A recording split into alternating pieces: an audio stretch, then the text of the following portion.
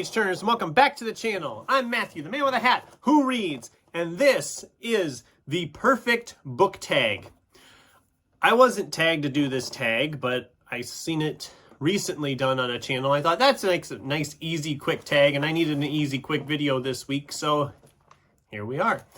Tag was created by MJ over at Reading This Life. If you're not following her, you should be, especially if you are trying to get into the BookTube community, because she is quite possibly one of the best channels to be following if you're new to the community. She hosts support groups every Saturday morning where people just get on and discuss about what they're reading and whatever. She's also very welcoming to new members, so please, if you haven't checked her out, definitely check her out.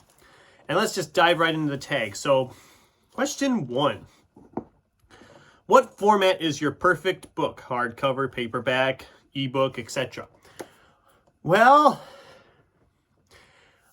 I have read ebooks. I'm not a huge fan of them. I don't mind them, but I like holding an actual physical book in my hands. Whether it be hardcover or paperback, doesn't really matter. Although I do enjoy paperback, I think, more because of the cost is a lot better usually.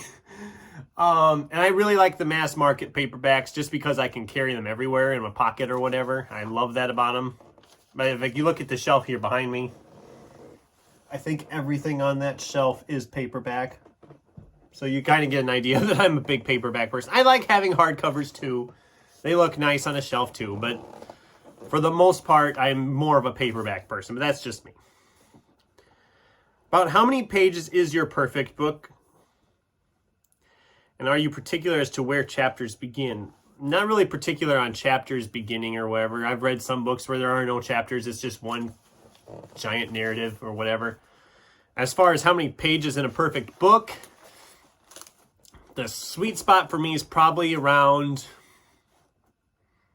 300, 350 is usually like, if I was getting an average, it'd probably be around 330 would be the average in a book I read. Obviously, I read books. I don't really, again, page length doesn't really matter. If the story holds me for its entire length, then great. If it starts to slog along, then we have a problem. But so usually the perfect book would probably be about 350 pages. Making these questions so much harder to answer. Are you particular to where the page numbers are located on the page?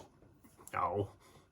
Usually if it's at the bottom somewhere, whether it be in the corner or the center of the page, it doesn't matter.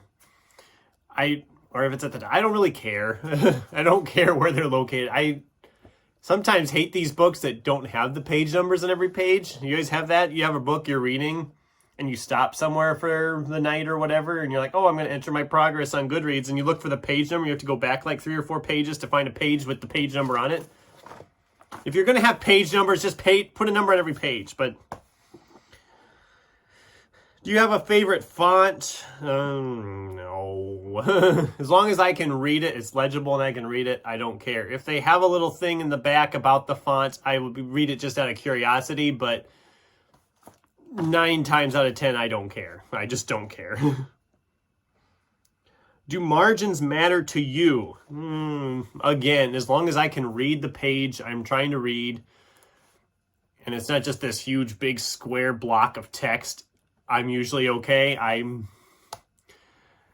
Again, if I can read it, I really don't care too much. I want to read. I want to be able to read it. I don't like seeing this huge, big block of text with like no indents or nothing. So margins are important, but if it's done in a creative way, like I believe it was Illuminate I read earlier this year, that the formatting is just insane in that book because it's just all over. The whole page will be full of text. I mean, end to end, there's no space. But then when the text is like floating around on the page. So if they do something cool with it, it can be fun. But as a whole, I don't care on the margins. So,